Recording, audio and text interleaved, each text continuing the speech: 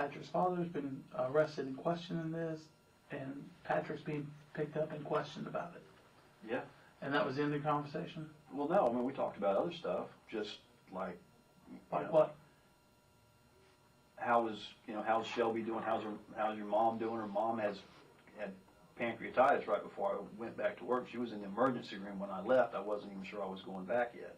They thought she may have had a heart attack, and I didn't know if I was going to have to delay me leaving to go to work in order to take her up to Georgia to be with her mom. You know, I'm a person that believes in common sense sort of things.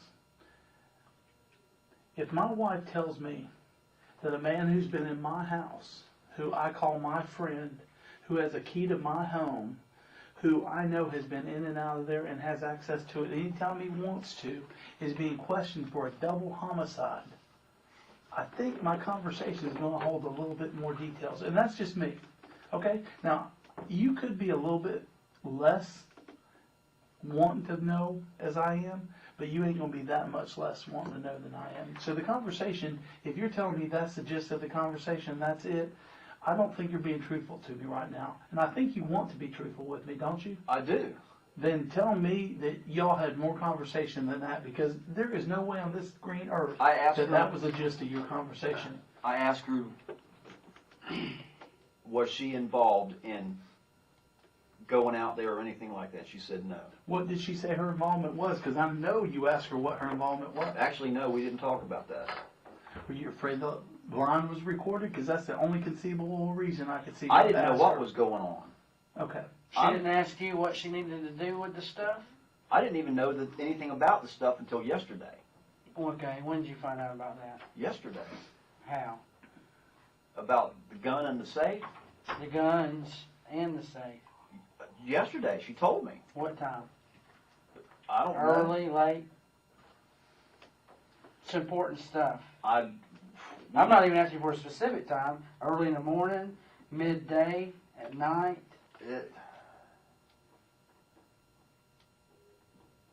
The guns and the guns, except for the pistol, she told me about yesterday morning. Okay. And what did y'all decide with that? What do you mean? What did y'all decide to do with it? I didn't know what to do. Okay. I'm freaking out. You know, I mean... And I understand that. I'm with you. You know what freaking out does? It leads to more damn questions. And you told me the first time you talked to her, no, she I'm was not freaking out. And I don't ask those leads questions. to more questions. No, to me it doesn't. It makes me think. Okay. Well, thinking leads to more questions for sure. In my head. Not questions across the board. Okay. Let me tell you. She is there after this goes down. She meets with these boys, and the weapons are loaded into her van after the safe's already there. I know this much. This I can tell you. And I know she knows this. So, can you elaborate on that? I wasn't there.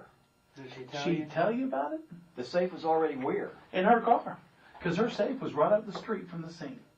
After this homicide, that van is right up the street waiting to be loaded.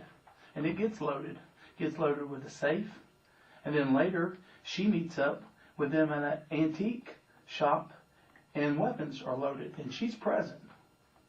And I know you know this, because I know she would have told you. No, she didn't tell me that her van was there. So the first time you're hearing of her being there when they're loading weapons into her van from this double homicide, the safe from this double homicide ends up in your backyard. The murder weapon from this double homicide ends up in your back seat. This is the first you heard of it right now. No. Come on, you. I already told you. You got a deal here to talk to us, and it's like I'm pulling teeth, man. I told you that she told me yesterday where the gun was and where the safe was. And she told me that she met them at the antique mall, and they wanted to, and Patrick got the key to the storage trailer that she's got there. Where's the storage trailer at? It's at the antique mall.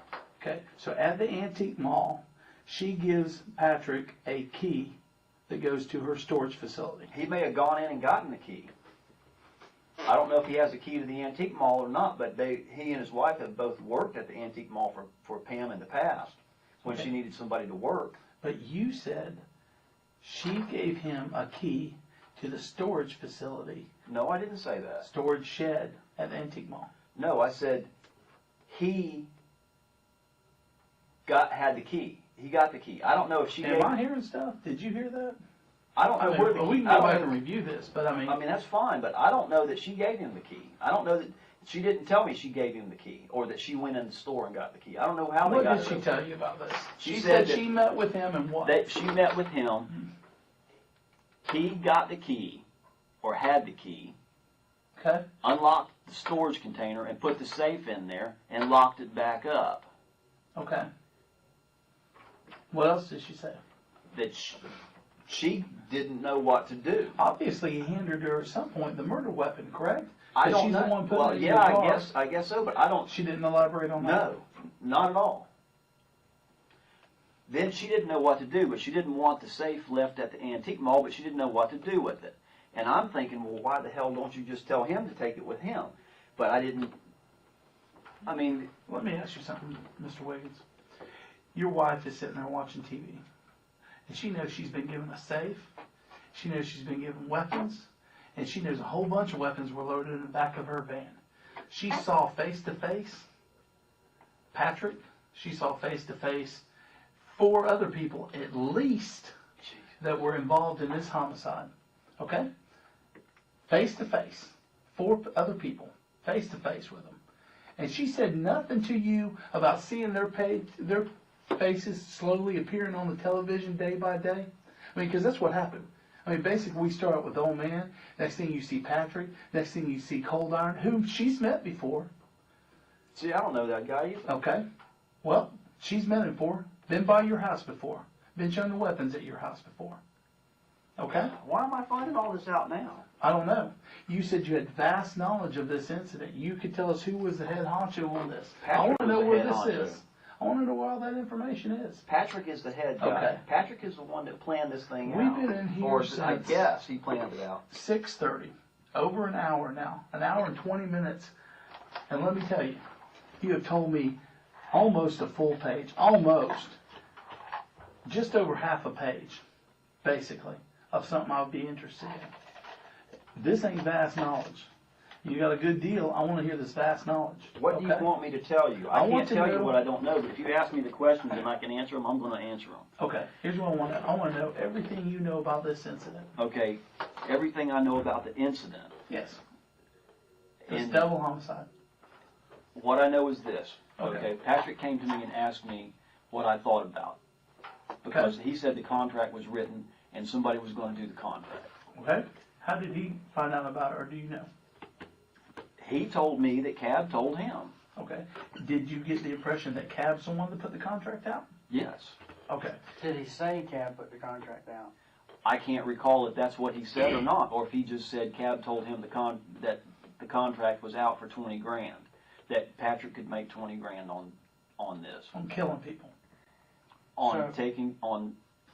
removing Mr. Billings. Okay, Okay. so let me, Go ahead. Go ahead. I'm sorry. Yeah, sure. Go for it.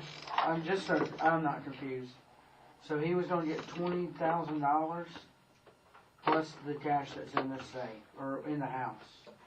Yes, I mean, was that your, that was my understanding. okay, continue. I was just confused on that part. So he's gonna give them 20,000 plus whatever they got. Right. Okay. And you were in on not the 20,000, but whatever they got. I wasn't in on killing anybody. That's what he was offering you, correct? If I would participate. Right. But basically, that's the same thing. So if you know about there's going to be a murder robbery, and you're there for the robbery part, and you know about Right, the murder part. then you're there anyway. Absolutely. So you turned this down. Right. Did you get any more details than that? Did he say how he knew there was a bunch of money there? Because obviously he's enticing you with some money, right? That was the point I tried to hammer home to him, was he didn't know that the money was there.